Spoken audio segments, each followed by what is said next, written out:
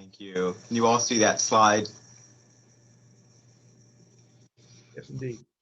All right. So when I had the opportunity to visit with Thomas about this program, I mentioned to him that my work here at St. Pius has really been in campus ministry with international students, has been multifaceted and multi-diverse, that we have a large Asian international student group, not large, but probably the largest of the international students.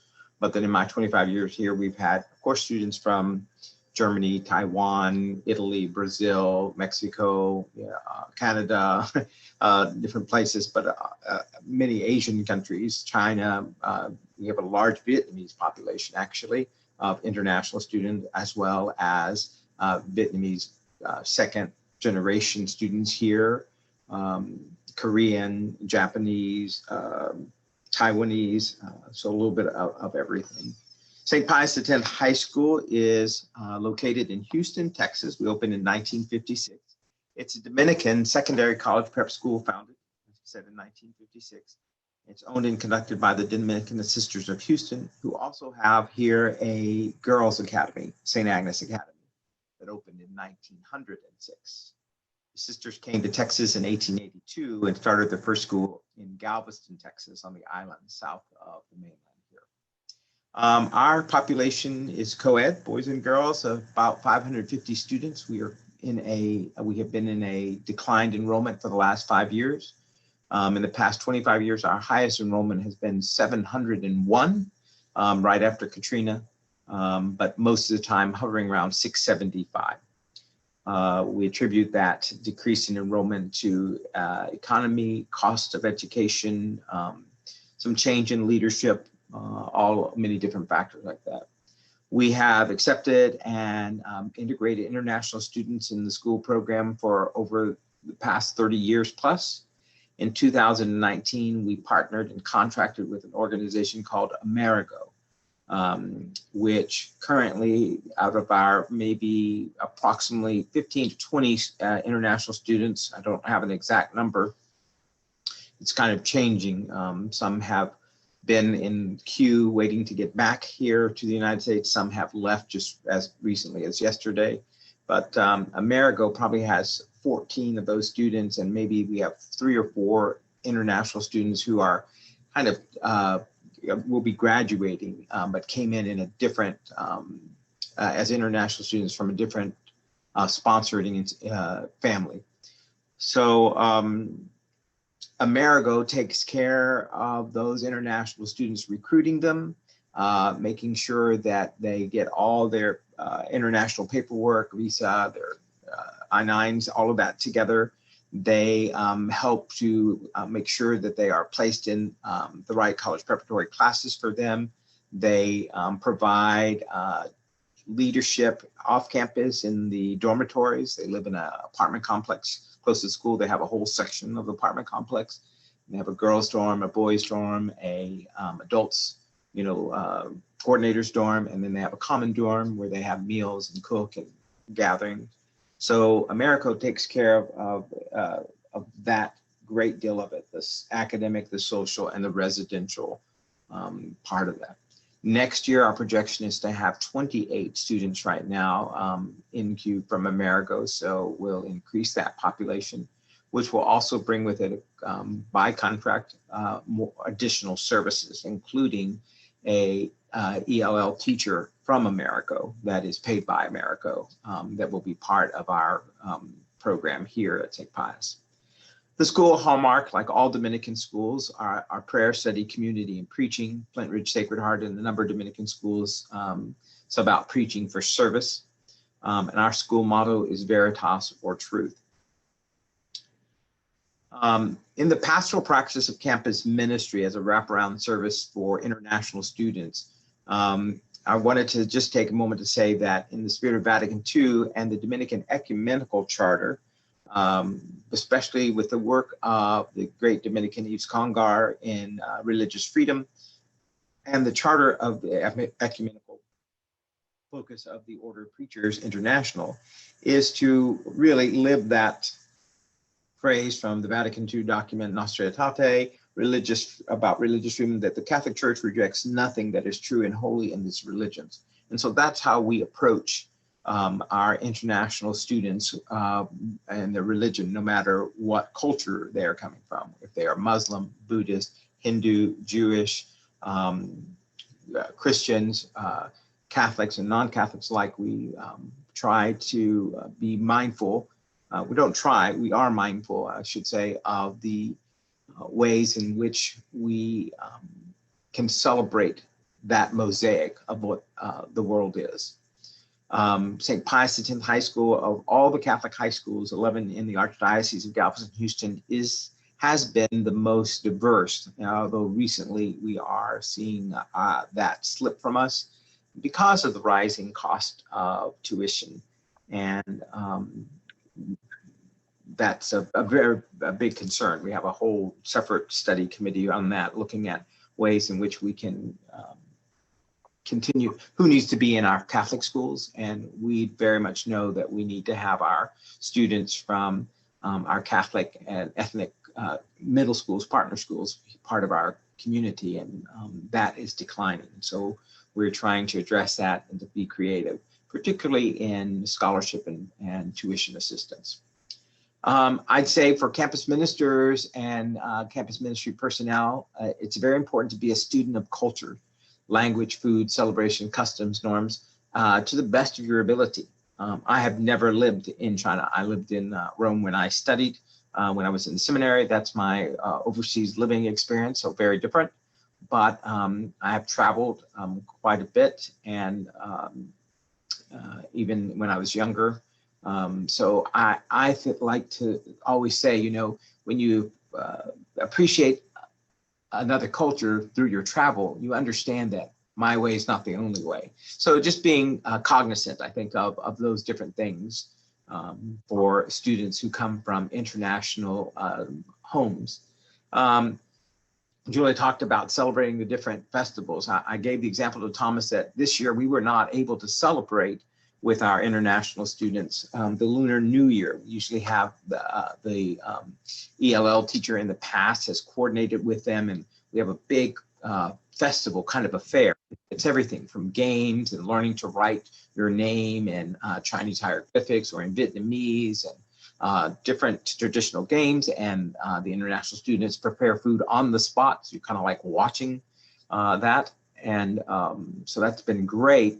We weren't able to do it this year. So the counseling and campus ministry departments got together, and we wanted to acknowledge our international students somehow. So we put together a basket from our local Chinese market of Lunar New Year treats, candies, and yellow flowers, and different traditional things that would be used in the Asian communities, both Vietnamese and Chinese, and particularly to celebrate the Lunar New Year. And the Amerigo students had their own festival on Friday the 12th, and then the next week we were in our winter storm.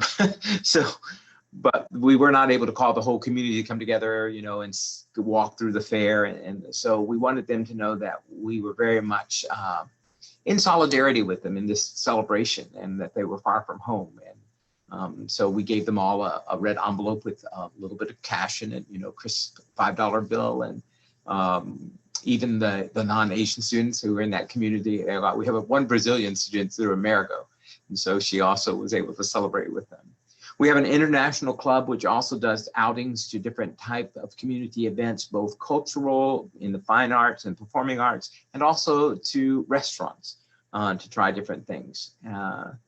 So that's been a great way for our international students to tie in and to show some cultural leadership by deciding on the restaurants or suggesting menus if they're preset, things like that. So, and we have a different sponsor for the international club than the ELL teacher. Learning language-specific phrases, ni hao, xie xie, the language classes offered, and also, for example, we offer Mandarin here on our campus, which is new only about the last 2 years, but we've certainly seen a benefit in that, and asking our Chinese students to go in for conversation and to talk a little bit about the nuances of the language and, the different inflection and cultural, geographical inflections and things like that. I'd say a big part of it is acculturation. I like to use the phrase shape a circle ever wider to draw more people in. And so we look for all the ways that we can be mindful of where we can enculturate our international students and what they might be missing, what they might be accustomed to, the gifts that they share with our community. So that's also knowing a little bit about the geography and history. I shared with Thomas that we had a few Chinese students a few years ago, well, more than a few years ago, it's been a while, that would refer to Taiwan as Red China. And Julie, you probably recognize that the Taiwanese students were not appreciative of that. So learning some of the geography and history and the political and social stratus that goes with that, and just being aware of it and recognizing some of those subtle but yet very distinctive differences. Trying to recognize customs and traditions and to celebrate those. Part of that pastoral praxis I shared with Thomas is about ways in which we have religious art represented on campus and in our publications, particularly campus ministry publications or presentations, media presentations. We don't use, we try not to be exclusive, or we're not exclusively using the European, Caucasian, blue-eyed, blonde-haired Jesus, or even, the traditional Della Robbia Madonna. We have statues of Our Lady of Lavang. We have statues of Our Lady of Guadalupe. We have, pictures of Our Lady of Knock, different types of cultural references to religious figures. And we also try to celebrate different holidays and saints according to different traditions. So just being mindful of that. In our spiritual practice of campus ministry, I like to meet with the international students during their annual orientation, which we didn't have this year. They arrived at different times and were quarantining. And so there was never a time really that they were all together, and we were scrambling back then. Otherwise, we might have tried to do a Zoom thing, Zoom presentation meeting and do that. But in the past, I have just asked for 30 minutes to go in and introduce myself, answer questions, tell them a little bit about St. Pius X High School and what they might expect in their experience here and where they can come to ask questions. As I said, to incorporate prayers which recognize cultural observances and saints, for the Chinese culture, the Chinese martyrs, Our Lady of China, things like that. I know that one of our schools was very proactive in August in sending something to their families about the Chinese student population for their school, to make sure that they understood that the students who were coming from China in their school situation were not actually coming from the Wuhan area. And so that was a very pastoral outreach thing to talk about safety and protection and another wraparound service for those students coming back from their school, even though they were delayed. We also like to publish in campus ministry in multiple languages for parents and guardians. Our primary languages here in the Galveston-Houston Diocese are Spanish. 64% of Catholics here in Galveston-Houston Diocese are Catholics are Hispanic, 64%. And then a Caucasian is the next largest English-speaking community, and then the Vietnamese community is the third largest. So we often in campus ministry, we publish our information home to parents and guardians in Spanish, English, and in Vietnamese. We have had hired a translator in the past and several times to translate materials into Chinese to go to parents in China, particularly about like senior retreat and getting letters from home. Now with technology, not recently, but in the last 10 years, for certainly, it's much easier to get that information to parents and get it back electronically.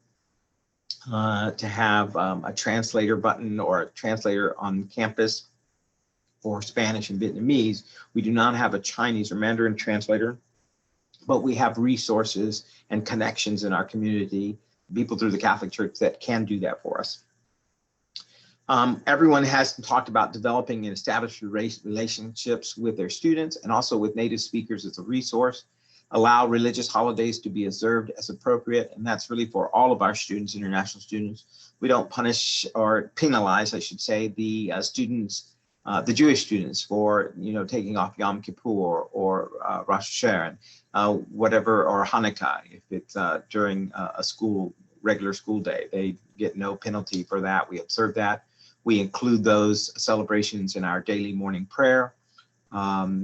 And I was sharing with Thomas earlier in the week that if the Pope was making an unprecedented trip to China, we'd be focusing on that pilgrimage with what we call Veritas moments about the geography, about the culture, about the church there, as we have done this past week and will through next Tuesday for the papal visit to Iraq. So trying to, again, be inclusive and welcoming and more global in our approach. And then we have some special celebrations where we like to include our international students. We have an academic convocation that's only in the last 5 years since our head of school became a layperson and is no longer a Dominican sister. So we had to recalibrate some beginning of the year ceremonies, and we started an academic convocation. And we didn't get to do this year, but we like to invite the international students to present a flag to the head of school or the school president at that convocation, and then display those flags in our common area or in one of our, the foyer of our science building, which is a huge, magnificent, 2-story foyer. In liturgical practice, being multilingual and intercultural in liturgy is really a strong focus for us.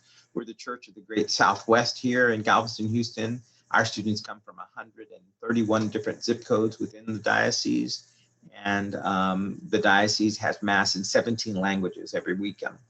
So we're mindful of that. We always have a multilingual reading, usually in Spanish.